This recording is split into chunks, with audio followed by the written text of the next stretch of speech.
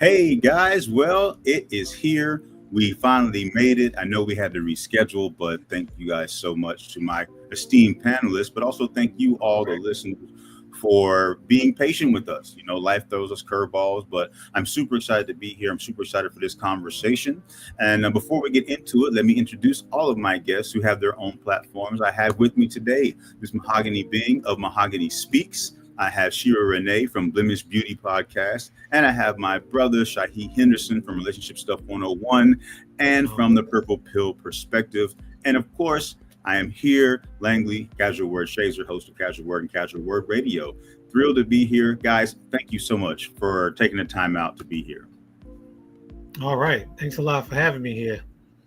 Yeah, it is certainly an honor and a privilege. I think this is a remarkable panel. I think you guys are going to really enjoy this conversation. And with that, let me give you guys some context. Some videos have gone around. Some of them are skits, but some of them seem to be rather serious about the differences between men and women's perspective of their professions. And specifically, what we're talking about is how some of the videos depict women not being interested in a man who's working behind a cash register, working at perhaps not a minimum wage job, but something above minimum wage. But maybe he's not C-suite. Maybe he's not an executive. Maybe he's not white collar. And we're seeing more and more how this concept of going after the bag and this, what have you done for me? What do you bring to the table? And you guys know I've talked about that extensively, about the table and how that's perverted some of our perspectives.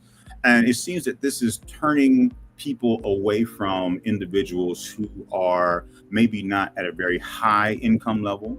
You're six-figure people, maybe they're high five figures. Maybe you're making 75 or 80,000, but because it's not 150,000, there's people who are writing you off, right? And that's what this conversation is about. And I wanted to bring all the perspectives because we have different ages, different experiences, and of course, we have a different take on life in general. So again, guys, thank you so much for being here. And let's jump right into the conversation. So ladies first, the video we put in our little chat beforehand, you see the young lady who's like, I'm not interested. The guy's working behind the cash register and he's trying to get her number. She's like, oh, I'm not interested. And they go into this whole diatribe about who, he has a job, she doesn't have a job. And, even though his job's not great, he's still working. And it's interesting to see the dynamic between the two. So let me get your all's perspective on this culture and this particular atmosphere where some people, and we won't make this about gender, we'll just say people in general, right? That some people seem to not have interest in people who are working that honest job. I'll hop in. So thank you, Langley, for having me. I would say that my perspective is a little different.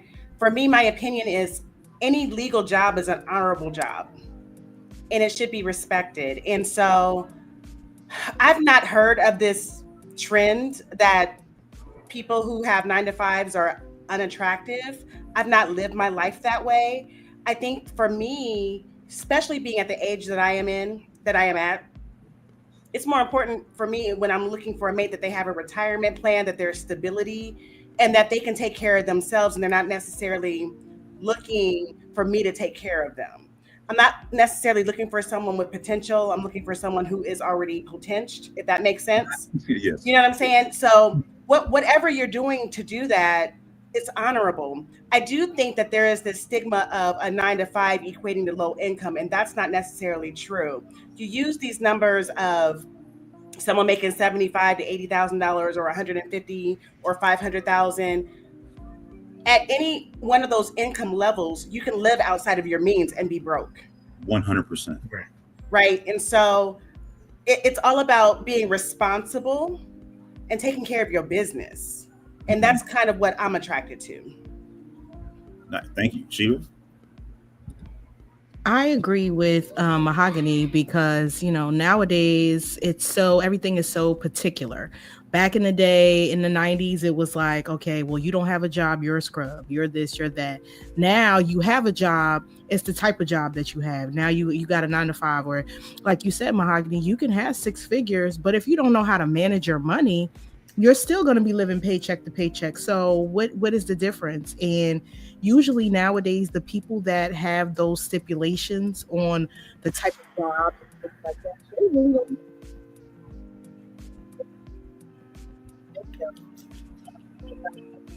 I'm sorry. So you're Right. about, okay, yeah, we lost you for just a second there. I don't know what happened. Can you hear me? Yes, we can. Keep going. Okay. So I was saying I like the fact that the guy turned it around on her, because nowadays, like, the people who have those stipulations, they don't usually have stuff going for themselves either. So with that being said, it's like, yeah, he has this job and you're at his job shopping. So why are you downplaying him when he's trying to make an honest living? And like you said, Mahogany, with those jobs, you have to have 2, 3, or sometimes even a side hustle too, just to make ends meet. So instead of respecting the fact that, hey, he's making an honest living, he's not out here, selling things or doing anything illegal, we can always build upon something that has a foundation, but you can't build upon anything. So I think we need to change the narrative with that and just start looking at the greater picture. When people do have something to come to the table with, we can always add to it, just like, with food, and people have potlucks. If I bring something and you bring something, then we can create a meal. You know what I mean? As opposed to you expecting somebody to just bring everything and you just pull up to the table. That's not how you do things. Man. All right. Jai, jump in, man. Once again, thank everybody for being here, and Langley, thank you for coming up with this conversation. When you first sent me the video, I automatically went back to a conversation that I mentioned to you that I had with somebody back in like 2002 when I was doing security. And I tried to have a conversation with her, and she was like, "Oh, you're a security guard, you corny." And where I come from, the hood, Jersey City, New Jersey, a lot of women there more look like a guy who's selling drugs, or the guy who's on the corner, or the guy who's the hustler, as the person who's more interested in the guy that's actually working a 9 to 5. So when she told me that I was corny just for doing security, I looked at it like, how does having a job make you corny, and out there damn near about to get killed every night makes it entertaining? What that starts to help you think about, as I learned and talked about relationships as long as I have, you start to understand that a traumatic person loves to connect themselves to trauma. So if the person is dealing with trauma, they don't see something that's non-traumatic as something that's interesting. They want to relate to the trauma. So they connect more with trauma than they do with nothing that's inside of trauma. I mentioned this to somebody before. I said, you can't present roses to somebody that's used to smelling poop, because if they're used to smelling poop, the roses are going to smell bad to them. Mm-hmm. So if you present roses to them in life, they sneering their mouth up to it like, yeah, I don't want that. Or that's not something that I want per se. I don't want you doing that. I want you to be doing something that I'm comfortable with. And I believe that every person, every man, every woman on this planet is entitled to their version of love and what they feel love is, and their version of connecting with another human being, regardless of their work status. You understand what I'm saying? So when we look at people and connecting with people, we want to connect with the person, not the wallet. But I understand the asset logic. You understand? Does he provide a cave for me? Does he provide a house for me to feel comfortable inside of when there's a storm? I get that. So when you look at, can he provide these extra assets for me when the storm comes? I don't want to be with somebody who can't provide the asset. When I did the research, that's more likely what it was looked into, that women would more go for the guy with the assets. Allow me to take it to the cave day prospect on that. The woman wouldn't allow the man to knock her upside the head and drag her back to the field if he didn't have a cave. She wanted him to drive her back to the cave because you actually have a place of comfort, a place where I can have my babies, and a place where if there was a bear or snake or anything that was coming, there's a place of protection. So I can't go back to a field. I'd rather go back to a cave. And I get that, but in relationship building, when you look at relationship building, the person needs a plan of action. So if he came with a plan to build a cave and actually showed you the architecture for building a cave, that still should require him to be able to be in your life because he has a plan and he has action behind the plan. Because just talking doesn't mean anything. But let you go. Yeah, I was just gonna say, I mean, you guys are bringing up great points, and I think that it's important to differentiate, right? When you are talking to the person, it's the individual. And I know it may sound cliche, right? It's not what's on the cover. We talk quite a bit about that, and it's the contents, because you brought up the fact that if a person makes six figures, but they're irresponsible, and we see often how those guys in high power jobs and women in high power jobs lack something emotionally, because it takes a certain level of apathy and disconnect to be able to climb the ladder in a lot of cases. So there are some things lacking that you don't see till later on. And I'm sure we've all seen all of those conversations and some of the studies that talk about those people in high power jobs and how they are always chasing after something. So we see a lot of infidelity, a lot of other things happening that are associated with some of those people in some of those positions. And so the question that I have now for the group is, how do you think that we've gotten to a place where the assets, as you mentioned, are more important than the individual? Where did that come from? I know you mentioned Scrubs, right? And I see a comment about that being early 2000s. And, I know that there was a big push on, right, if you live at home with your mom, if you are riding with your friend, but, you don't even give a person an opportunity to discuss how they ended up in that position. You don't know what has transpired in their lives. And to your point, maybe there is a plan and they're working on that plan. Maybe the person who's working at that cash register, is building something, and this is a second job. You wouldn't know that, right? This might be the extra hustle, Shira, like you were talking about. Maybe this is the part-time gig, this isn't the full-time gig, but you are only seeing this surface level. So how do you think, and this is just us having our own conversation here, ladies and gentlemen, everybody who's watching, what from what you all have seen and just what we've talked about briefly, what do you think has transpired that has shifted us away from even acknowledging the humanness of people over their assets and their perceived value? And we'll go back around to the ladies first, of course. Shira, we'll start with you. I want to say TV, what they see. A lot, and then too what they read. I'm from Jersey City too, so back in the day we used to read those hood books, and those hood books had the guy who sold the drugs, and he had all the money, and they lived this fancy life and all of that. But then what comes with it? Money is nice to have. Of course, you can pay your bills, but if you're not happy, what good is having the money?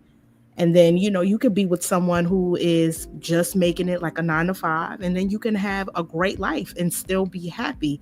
And a lot of people feel like money equals happiness, and that's not the case.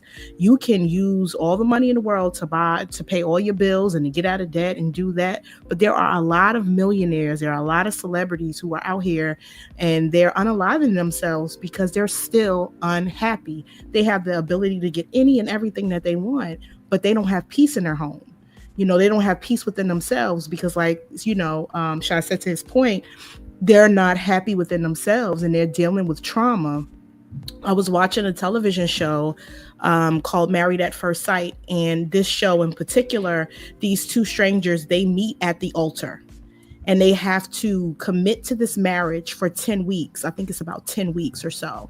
And this one lady, she was matched with this guy who was living with his parents, like you said, Langley, to your point. And she disconnected immediately once she found out that he was living with his parents. And he had to tell her, like, it's not that I am living with my parents because I have to. I'm living with my parents because I want to. But she was already disconnected and she just couldn't see it. And when they brought the specialists in, like the professionals, the psychologists and stuff, she said, it's a traumatic experience for me because I grew up poor. So when I see a man who is not put together and I've worked hard to get where I need to be, I automatically disconnect myself emotionally because I feel like if he's not in that space already, then there's a possibility that he will bring me down and we'll go back to what I'm accustomed to. So it could be the trauma, like you said. So that's what I got for that. Terrific. I agree with everything that Shira said. I do want to get back to the point of TV. I think that sometimes we romanticize and fantasize reality TV. It's in our face. It's more common to watch those types of programs versus the sitcoms and the regular nightly programs. But I would also say that I'm not, I guess I would assume, and I tried to do some research on it, that the number of women who have this mindset is a small percentage. That's my assumption. That is just my assumption. For me, I am more attracted, at least on the front end, with your intellect. Can we have a conversation? I'm not asking you what you do, where you live, and all of that. I want to have a conversation with you. And I'm attracted to smart minds. And the people that I'm around or I associate myself with are similar in that regard. I do think that as relationships progress and progress slowly, I do think that you start having those conversations and you start having those conversations around plans and future outcomes and things of that nature. And regardless of where they are, if your values aren't aligned, then that's where the disconnect can happen. Because where you are is where you are, but your values and your goals could be so much further than where you are today. And if you have a plan to get there, I can rock with that. Mm-hmm. Go ahead, Shad. Oh, okay.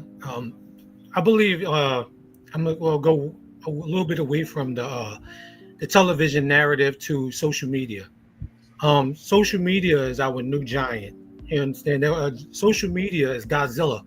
TV is King Kong. And if you know, Godzilla's bigger than King Kong. And Godzilla is ripping through relationships, taking his nuclear energy and tearing relationships apart. R.I.P. Kevin Samuels created a path or a drive for a lot of detractors on the internet to now start this conversation around relationships, now pointing a finger at women for the way that they are, and then forgetting the way that men are. I said this in a panel I was in a conversation with some months ago. What has happened now is the men has turned into Uncle Sam. You know that picture where Uncle Sam is pointing the finger out at women. And then 90 years ago, that's what women were doing. When we're trying to create a conversation around relationships, there can be no finger pointing or no finger wagging or no na, or calling people 304s and things of that nature, shooting down their persona, because at the end of the day, none of us are perfect. I don't want to get a little bit of religious on you, but the Bible says that no man is more perfect than God. And Langley can quote me on that. No man. Somebody asked, a 304, as far as I understood, a 304 is like a streetwalker, a prostitute, as you would know. So you have guys who are calling regular women prostitutes. Back in the day, we called them chicken heads. That's what I told somebody. Yeah. Or you call them thoughts now. That thought, whatever they're given, names that they're given. But there is more comfortability in the insult, and there is less knowledge in the collective action to actually cause some type of movement in relationships. I hate to speak on the act or on the emotions of a man who's no longer around to defend himself when I say RIP to Kevin Samuels, but he has a lot of detractors that's on the internet spreading this poison, which I don't like. The person that's been talking about relationships for daggone near 30 years, my passion is relationships. I don't target women. I don't target men. I target the situations that men and women just so happen to be in. That is a relationship. That's what I target. So if you're having trouble with him lying and he having trouble with your miscommunication, I'm going to target the lies and the disconnect in the communication you guys are having. That's what I'm targeting. So the communication is a strong break in the communication. And social media is presenting us with more picking fights than more solutions to the poison. You understand? So as long as Go ahead. I'm sorry. No, I So was just as going to say long it's interesting that you bring that up because on the larger scale, all right, Mhm. we can go up a little bit further, and we recognize the virility of the negative influences, right? I mean, the algorithm picks up on that, and it's putting it back in your face and back in your face. But I'm Exactly. sorry, I did not cut you off. Please continue. It's all good. You make it a great point. You know, if you jump into the rabbit hole, the algorithm will gladly take you further and further down into the hole. And now Yeah, you find yourself in hell, and now you think relationships are hell. You yeah, because you jumped into the rabbit hole, and the deeper you go, the mindset starts to make you believe that relationships are actually hell, and men today ain't worth it, and women today ain't worth it, and worth going through the hell. No, in all actuality, as mentioned, everybody's not like that.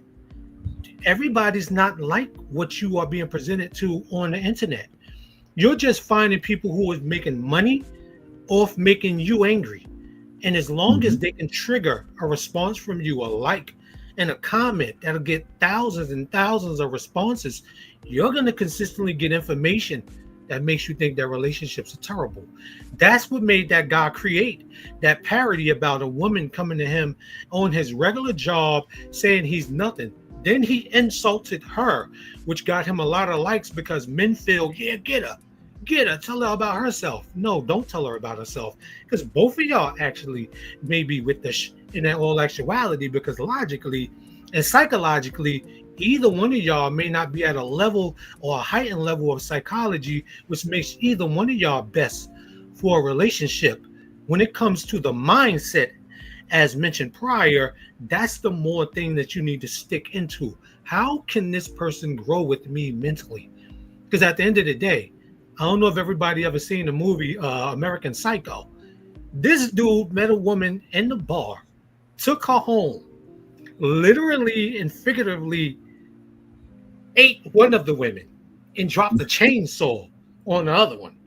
And he looked like a high value man at the end of the day.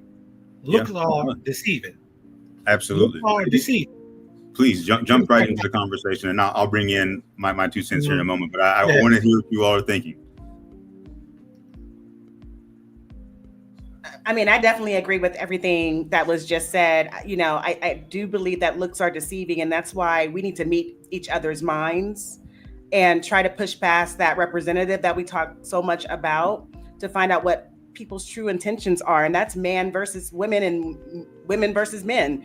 Um, it's so important for us to not just to look at the outward appearance or what we think things are, and go deeper. Have conversations with people before you take that next step and jump into I'm so in love, because what is being presented to us is a representative, and it may be years before you get to know that true person, because that representative can last a long time. How Mhm. are you going to act if we were to move in and a hammer drops on your foot? Right. What's your reaction going to be? You're seeing me at my best, Mhm. right? I want to see you at your worst. When we are when we have a disagreement, what's your reaction towards me? What will that be? So I agree with everything that you just said. Shira, please jump in. Oh, While you were talking, I was thinking about the Tyler Perry movies and how they always have, when you said high value man, I always thought about the Tyler Perry movies and how the men who had those distinguishing jobs and he's dressed nice and he talked very well. Diary of a Mad Black Woman in particular.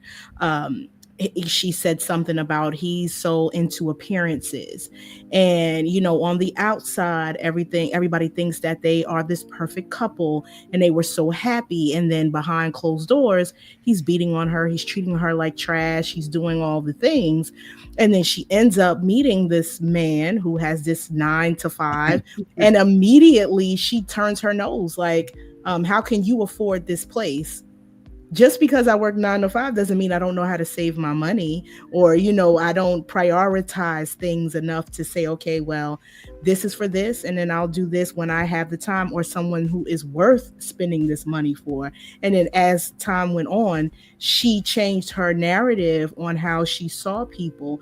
So I definitely do agree that, we have to take our time, to Mahogany's point, and get to know people, because we really, will be surprised who we end up with. And a lot of the times too, they also say that the person that you're with is usually in the friend zone, because we done friend zone them because they have that typical 9 to 5, or they're not that perfect person that we have on our list, right? So that's a whole nother conversation. We have to throw that list away, because a lot of the times we have these lists and we're not even the person that person on that list is looking for. So we have to do more self-reflection in who we are. And then once we figure out who we are and where we want to be, then we'll be able to attract who's for us, and all the people that needs to be around us. Yeah, those are outstanding points, because it makes me think about projecting. You guys mentioned the fact that a lot of times the people who have these very complex lists and they have all these prerequisites don't even meet those same standards. And I find that always to be fascinating. Like, you want all these things and you don't even have them yourself. And you talked about the introspection and doing the reflection, and understanding that there are some things that have to be done on the inside, because as you all have heard me talk about, relative to the table conversation, is that you also have to create a table that someone wants to sit at. And so one of the things that we don't do very well, back to Shahid's point about pointing fingers and doing the wagging, is, okay, I have perhaps discovered the individual that meets some of these requirements. They've checked off some boxes. However, to Shira's point, that person may not be interested in me, not because I don't have value, but because I don't present myself with the kind of things that this person is looking for. So not only does that mean that you've got to, yes, have those conversations and understand those things, but also you have to make sure that you are presenting yourself as a viable option, right, within the scope of the kind of individuals that you would like to be with, right? I mean, let's be honest about that. If you want an intellectual, and intellectuals go to museums and they go to fine arts, and you go to the club, that's a high probability you're going to have a hard time meeting that person there. And if you do meet that person comes with some other things that you may not want to have to deal with.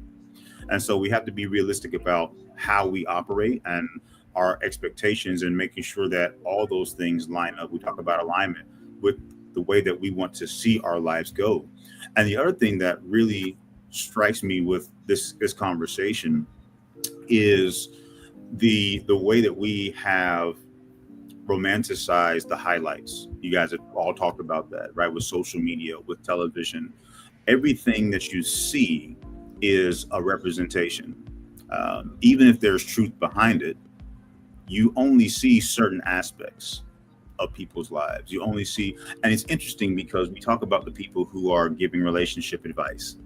And I'm going to throw the curveball, because one of the things that I was just thinking about was, what if the person who's causing the chaos, what if the person who's on social media dogging both genders and making you upset, right, to get those clicks and those likes, has a beautiful marriage, has a wonderful home life, everything is fine, and they get on social media and create dissension? This is why it's important for people to monitor, themselves and what they're looking at, because this person gets on and they're saying, oh yeah, you got to do X, Y, and Z, and you don't have to listen to this, and you don't have to da da da da. Meanwhile, they're at home either doing those exact same things, or their life has no correlation to the information that they're giving you all. So we want to put that out there, guys, because again, this is just our opinions. We just want to have this conversation, but I think it's important to recognize that there are people who are purposely in the world who are simply trying to create calamity. They're simply trying to create issues and create problems for other people because they don't have to deal with it, right? It's like, don't push the red button. I'm gonna push the red button, and guess what? The world blows up. I'm good. I'm in my bunker, right? I'm over here in my shelter. It's fine. I don't care what else happens. So you got people who are out here pushing the red button, and you all, we've all been there to some degree at some point, are believing all this, taking it as the gospel, without doing your homework, without doing your research, without doing your introspection, without making any kind of adjustments, without pivoting. So I want to encourage everybody who's watching this and who will watch this later, as we're having this conversation and we're talking about multiple aspects of this psychosis of, not being interested in someone who has a regular life and lifestyle, to make sure that you're doing a lot of the other work associated with that. And then the other part that I want to pitch to you guys is, we often forget that person who gets up every day and goes to work, whatever that work looks like. Maybe it's not the C-suite person, but it's the person who's driving the moving truck. It's the person who's going to work at that cash register or whatever. We often forget what that actually represents is someone who's disciplined, someone who's responsible, someone who has initiative, right? And someone who is consistent. Those are the things that we miss. So I want to pitch that out to you guys, and we can talk about that part, because I think that's something that we should definitely shine a light on, is the importance of what we're missing with those individuals. And again, of course, we're going to start with the ladies. Shad, no disrespect, man, but I definitely want to hear from them. So Mahogany, please let us know what you think about all that. It's an interesting point, because I was going to piggyback or veggie back as a vegetarian, whatever, off of Shira. When we talk about, we haven't really said entrepreneurship. I don't know if this conversation is 9 to 5 versus entrepreneurship, or 9 to 5 versus something illegal. I'm not sure. I was thinking 9 to 5 versus entrepreneurship. And when I think about entrepreneurship, it is honorable and it's respected. But it came from the conversation around the Madea movies, the Tyler Perry movies, because these high value men oftentimes were entrepreneurs, right? Coming home stressed. What goes into being an entrepreneur? Well, you may not get a consistent paycheck. You may not know what your day is going to be. So all of that, and it creates hardship on families. I know with 9 to 5s, you know who you're going to be around, you know what you're going to do, your paycheck is guaranteed. So there could be a level of stress. Oftentimes it's, man, I wish I could have another job or get another job, but you don't have the stress of, or the worry of where my paycheck is coming from, or if I'm going to have money this week, like an entrepreneur. So I do honor entrepreneurs, because they do jump out and take that risk, knowing that that's what they're faced with. And I think that when people would prefer dating entrepreneurs, they have to understand what that means. They have to understand that you may not be able to go out to dinner tonight, because the check may not be coming tonight like it had planned. Like your customers may not pay you, right? Yeah. So I wanted to throw that out there as well. I forgot your question though. Oh, we were talking about, well, I mean, it goes right along with that question, with what you said, because we're talking about the fact that we miss some really good attributes about the individuals that are getting up every day and going to the grind. Absolutely. One of the main things is guaranteed retirement. And again, as we talked about this prior to jumping on the show, at this big age that I am in, I'll be 48 this year. I'm looking forward to retirement in 4.5 years. And I've been a public servant my entire career, 28 years in. And I don't want to really have a mate that doesn't have a retirement plan. That's like, it's not necessarily a non-negotiable, and it's certainly not a question I'm going to ask up front, but I want to be able to travel the world with my companion. And I want someone who has that, whether it's from McDonald's, whether it's from the city, them taking trash, it's all honorable. Get you a retirement plan, because when the years come and they build up, I want you to be able to retire and to be able to live a comfortable life, whatever your career was. And so one of the benefits of having that 9 to 5 is having the ability to save and build that retirement plan. And that's a big deal for me. Yeah, 100%. I agree. Sheila? I think to both of your points, it's all about asking the right questions. And nowadays, well, before back in the day when you were dating, you were asking the questions, oh, what kind of job do you have? What's your favorite color? This, and this. But then when you get a certain level of maturity, you start fine tuning the questions that you're asking. And like you said, Mahogany, you focus more on the things that will come up later. You're focusing on not so much of how much money he's making or how does he look. What's the character of this person? Does he have integrity? Does he treat the waiter with the same respect as he would treat the owner of the restaurant? Like you said, Mahogany, about the retirement plan, is he a good steward over his money? Does he prioritize saving? Does he tithe? These are the things that we have to start asking people that we come into relationships with, because those should be your values now. Once you get to a certain big old age, whatever that age may be for us, because I'm 38 and I feel like that. Like, I'm focused on finding a job where it could be a career so I can retire, as opposed to working and then you quit your job or whatever. Because when you build a family, you want to have that type of security, and that's another thing that we have to focus on too, having that security, because you can work a 9 to 5 and, like you said, Langley, you can have discipline. You're dependable, you're reliable. You have longevity with the job because you've been to your job for like 10 years or 15 years. So that says a lot about who you are in regards to dedication. You show up, you're accountable. These are the things that we have to start focusing on and just prioritizing, asking the right questions. Absolutely. I cannot agree more with both of you. Shai, please jump in on that.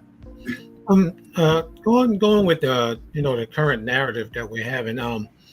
I know a lot of people, what they look at is that, like the man, there's a conversation, of course, again, these conversations that generate across the internet always tickle me, about the man being the head of the household and how the woman should be in the kitchen doing what she has to do because that's where she belongs.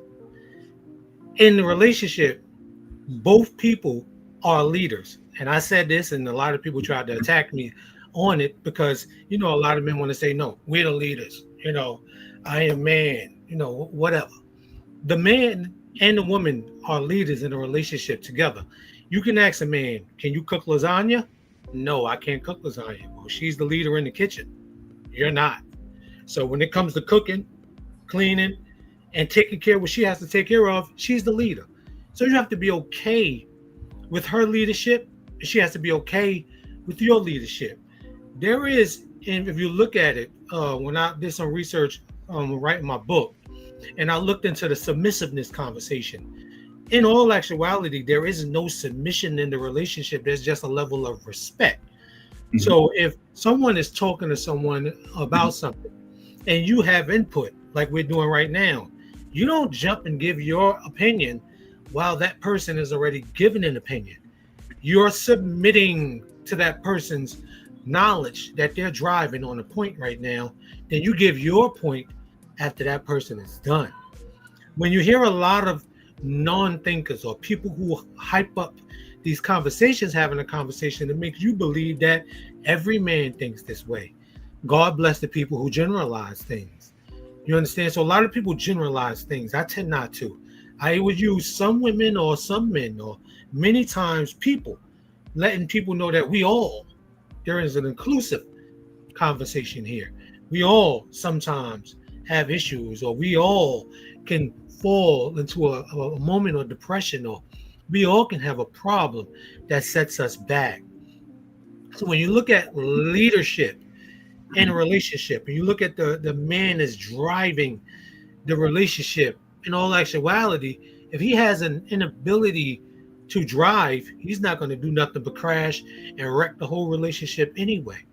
You understand? So people are in the front seat together, and the wife is on the passenger side, the husband is in the driver's side.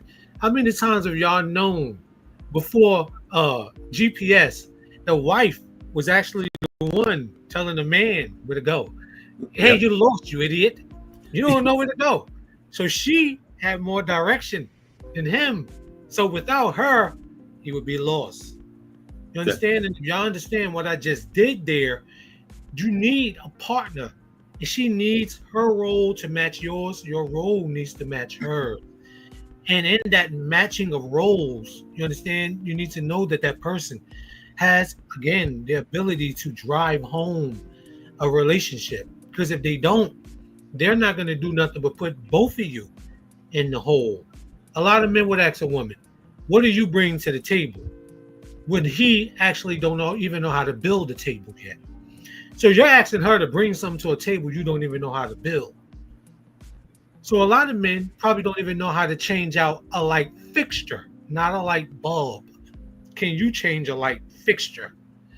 You understand? So when you look at being a leader, you may not have the ability to even lead, but you pump up the conversation that you are a leader. So again, going back to, this may have strayed away from the point that we're trying to make, but if you actually look at how I'm about to bring this home, we are all leaders in our own way. And we have to be respectable of how people lead in their own way. There's a book that talks about people's love languages. We need to start focusing on people's leadership language. How do you lead? And how is your ability to lead us? Is it you sitting at dinner with a guy, you look across the table at him. How do you do as a leader? And he may be like, no, men lead. No. How do you do as a leader? If I allowed you to lead us into the forest, can you even find the lake? Do you have an ability to track down a deer? Do you know how to pick up the grass and look at the minerals to tell if the deer even came in this direction? Can you do that?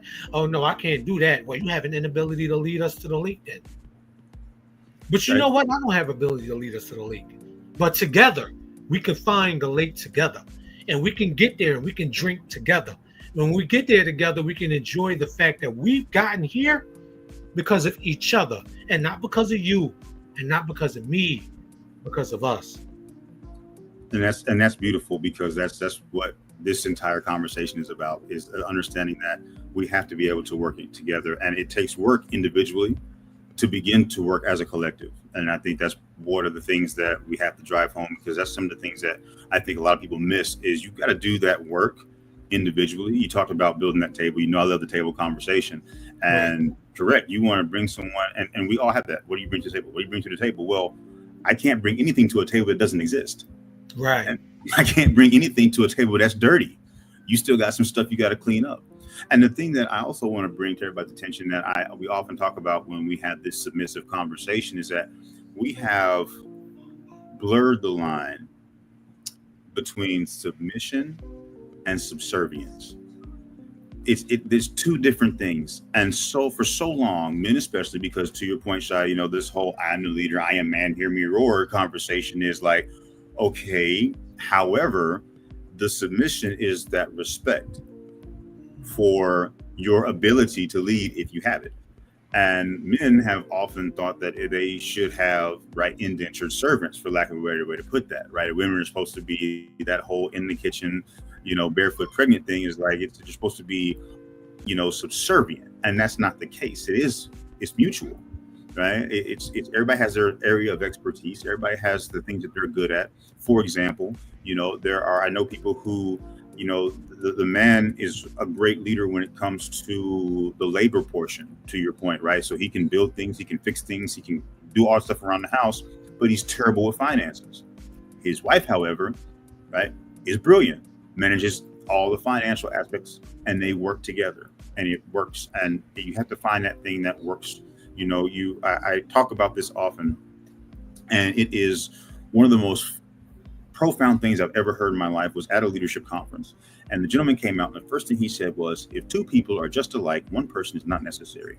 And I bring that up because we are oftentimes looking for ourselves and someone else instead of looking for someone who complements us. And especially if you need to do some work, you're going to connect with that traumatic person, right? That person that you're looking for, that same person, as opposed to looking at someone who can help you build, help you grow, and nourish you as you nourish them, right? You both pour into each other and then pour into a cup that leads you both into a direction of righteousness and success.